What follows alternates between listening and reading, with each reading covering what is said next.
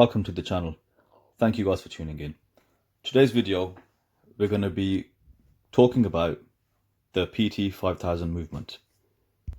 Now, I have recently had my hands-on experience with the PT5000 movement in the latest watch that I have reviewed by San Martin, which is the Sinn Homage, known as the SN064. Now, for me, a watch is only as good as the movement that runs the watch. Now, that's one of the reasons I really love the NH35. So super robust and reliable, proven reliable movement. Is used in so many brands, so many micro brands, and obviously it's a Seiko Epson movement.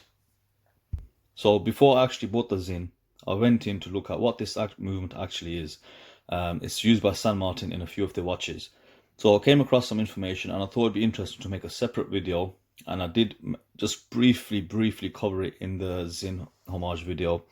And I had a couple of requests from subscribers saying they'd be interested in listening or knowing a little bit more about the movement.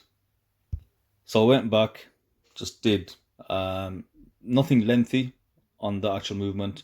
You just need to do literally 10 minutes worth of homework and you'll know what you need to know about it. So let's start off. So first of all, what is it? So it's known as the HKPT Hong Kong Precision Tech PT5000 movement. It's a ETA 28242 clone. The ETA obviously is a Swiss movement. So the PT5000 runs a 25 joule movement. It runs at 28,800 beats per hour, which translates into a sweep of 8 ticks a second. It's got a 38-hour power reserve. It does hack and it does hand wind. The diameter of the actual movement is 25.6 mil and the thickness is 4.6 mil. Out of the box, the movement, as stated by Hong Kong Precision Tech, the manufacturers, they rate the movement at an accuracy of plus or minus 12 seconds a day.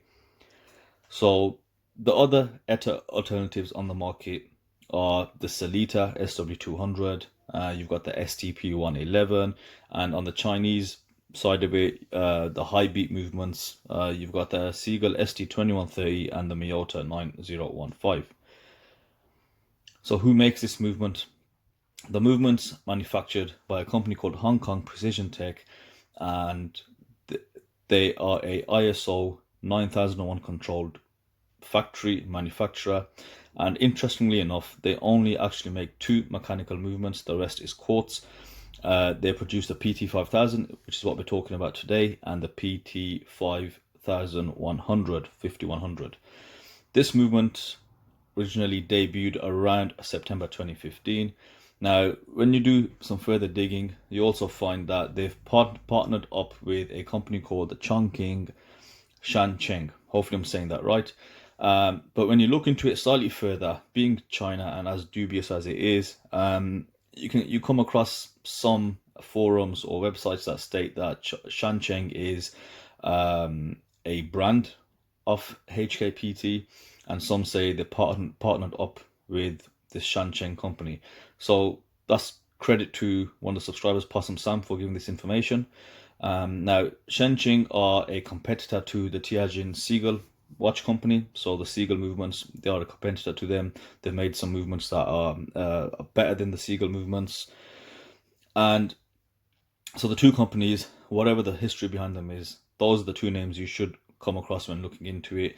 And long story short, they've got together and they made this amazing, Swiss level movement, albeit cloning a Swiss movement. So the next one, how good is it? So January 24th, 2018, a Shancheng branded watch using the PT5000 movement achieved official chronometer status from the Glasshoe Chronometer Observatory in Germany. Let's pause there. So the Glasshoe Chronometer Observatory is not to be confused with the Glasshoe watch. Hopefully I'm saying this word right, by the way, or anything to do with the Swatch Group. It's actually owned and operated by the German watch jeweler Wempe. Again, hopefully I'm saying that right. Now, they certify their own brand of watch, so they give their own watches Chronometer certification, as well as others, case in point the PT5000. Now the GCO, as we'll call it from now, they certify and test watch movements for timekeeping within the chronometer spec under the regulation of DIN 8319. Now this is similar to how the COSC or the COSC tests their watches or their movements, not their own side, test the movements that go through them for under the ISO 3159 standards. Now COSC of course only test Swiss made movements, therefore the PT5000 was unable to get tested by them.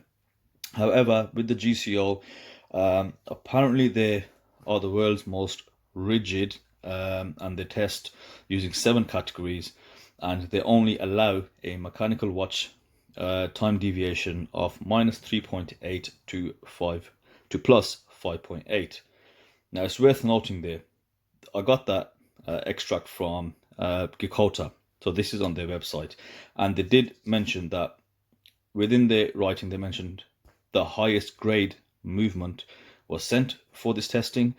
And what I don't want people to confuse it with, and nor does it mean that every PT5000 movement you buy is going to be an official chronometer, chronometer certified movement.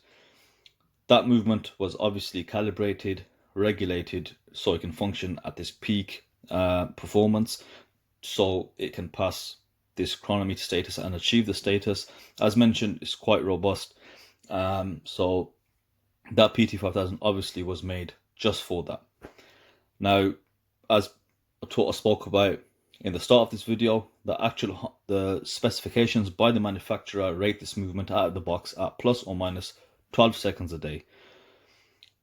So in watches like the San Martins and the Hroudland, wherever they use them, in the Hamptons, Gikotas, don't expect that level of accuracy. I think there could be some misinformation out there.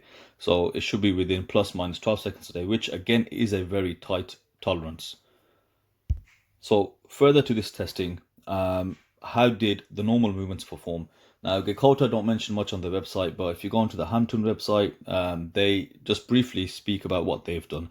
So Hampton is a micro brand, and they state that they tested hundreds of movements, not thousands, over a 1 year period. So because they use Sellita movements and ETA movements in their watches, and they wanted to try this alternative when they heard about it. So, but before they make that jump, they wanted to verify, is it really that good? Because, as a micro brand, you're a lot smaller, so you need to keep that rep and that reliability. So they tested it against the Sellita SW200s, the ETAs, and quote unquote, they found they outperformed on durability and accuracy on plenty of cases. So bear that in mind. They didn't say on all and every single time.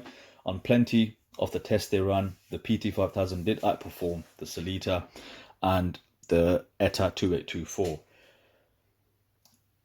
And further to that, they also mentioned from 2020 onwards, they're going to be using this movement in their entry-level watches, which is great news. It gives you some sort of background on the movement, that it has been tested, the normal standard batches which haven't been regulated or calibrated.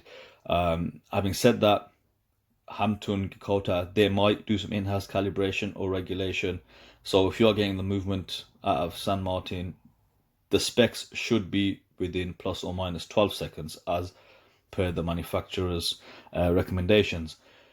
So part interchangeability, if any watchmakers are watching, and you probably already know this if you are, but it's worth mentioning, the part interchangeability between like Sellita, PT5000 and the ETA is not confirmed, even though it's a clone. However, it's not a 1-1 clone, so Sellita parts will not fit the ETA, vice versa. So the interchangeability is unconfirmed. However, on swappability, it should be okay with the information out there, but it's worth noting that as long as the dial feet are in the correct position, then there should be no problem. Prices, $68 I think around. You can look around on Aliexpress, you can just have a quick search on Google, and you'll find it is around the $68. So you're probably looking at the £40 mark, which is again mind-blowing moment there. The NH35s are only £20 from Aliexpress. So if you got this high beat, which does have the ability to be a chronometer certified movement, and at the box it should perform within that 12-second tolerance, I think $68 is a no-brainer cliche thing to say, but that's it. What else can you say? You know, if you're a watchmaker, you can literally put that movement in all your watches, and it won't you won't feel it at all, to be honest. So who uses this watch movement? As mentioned, Dakota, Hampton, you'll find them in some Hroudland watches, and of course you'll find them in San Martin watches. There may be others. What about anecdotal feedback from somebody who's had it? I mean, if you search through forums, you'll find loads, but one of the sources I used to make this video was Caliber Corner. I recommend that website. They've got just so many calibers on there. They can get you technical specifications, spec sheets. They can, you know, they generally are really good and accurate with that information, and they go into a lot of specifics regarding the movements. So there was a comment by somebody called Bob on Caliber Corner. So his comment is quite interesting, as it gives a anecdotal real life situation. So what he noted, that the watch over a month it lost only 25 seconds, and then over a 3-month period lost the 55 seconds. Now he also mentioned that after 7 months the movement stopped working, and that was due to not enough oil being applied at the factory. So he had it serviced, re-oiled, and the watch is maintaining the same accuracy. So again, that's another point, you know, the manufacturers, the factory, they won't QC every single movement, and there you do run that risk of, there might be that one in so many where it hasn't been oiled properly, or you might find debris and dirt in some of these movements. So I do have a channel on my feature channels, the watch repair channel. I think it's called Fantastic. You know, the guy's a super brainiac when it comes to watchmaking, and he's took apart, I think, the ST2130. I've seen another video where somebody has compared the ETA to a Seagull to another clone. I can't really remember top of my head, and they found that the Chinese manufactured ones, they do have that dust problem with dust control. So he found quite a bit of debris, hair, skin cells, obviously in these movements. So that's a point to take into consider. However, on the whole of it, putting price into perspective, everything, you know, the fact that what they have achieved, and it was the first Chinese movement to ever achieve this chronometer status, it does mean big things for this movement. So when you've got watches, I'd say, you know, it's got a very small chance that it's going to actually have a problem. So the sources I used for this video, I'll put them in the description. I used Caliber Corner, as mentioned, Dakota, and Hampton. So that's it for this video. Hopefully you guys found it informative, and if I've missed something, then, you know, one of the subscribers, or if you know anything extra, just put some points in the comments section below. I'm sure people will be interested to hearing about it and your personal experiences with the movement. Thank you for watching, and I'll see you for the next video.